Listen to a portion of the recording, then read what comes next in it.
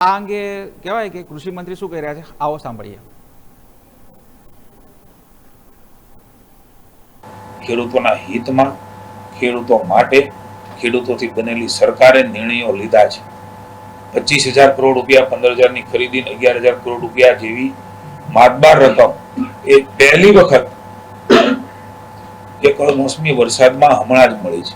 25,000 કરોડ રૂપિયા એ ખેડૂતના ખાતામાં, ગામમાં જ. આપ સમજી શકો છો કેવડી મોટી કામ એ ખેડૂતોનું રાજ્યની સરકારે સંવેદનાથી કર્યું છે, ભૂતકાળમાં કર્યું છે, અત્યારે પણ કરી રહ્યા છે.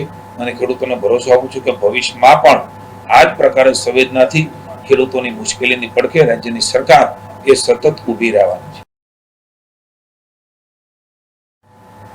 અલનેનો ની સંભાવના રહી હતી, એમાંથી માત્ર 2 વખત સિવાય વરસાદ પણ આવ્યો છે ને કેટલીક વાર વધારે પણ આવ્યો છે. ભગવાનને પ્રાર્થના કરીએ આપણા રાજ્ય અને દેશમાં એમની અસર એ ન રહે અથવા તો નહીં ઉતરે, જેથી ખેડૂતોને તકલીફ ન પડે, દેશને અને રાજ્યને તકલીફ ન પડે.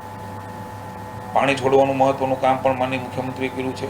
300 તળાવો 7 કિલોમીટરની ત્રિજ્યામાં આ લાઇનમાં આવે એ તળાવો ભરવાનો ઐતિહાસિક નિર્ણય એ મુખ્યમંત્રી ભૂપેન્દ્રભાઈ પટેલ દ્વારા સંવેદનાથી લીધો છે. હું આવકારું છું, અભિનંદન આપું છું. એટલું જ નહીં, એ ખળખળ પાણી વહેતું શરૂ કરી દીધું છે.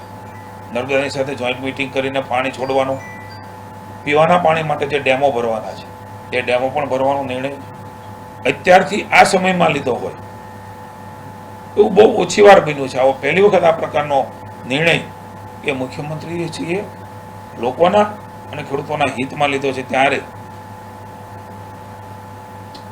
અલગ અલગ પ્રકારે અલગ અલગ યોજનાઓનો લાભ પણ ખેડૂતોને મળી રહ્યો છે.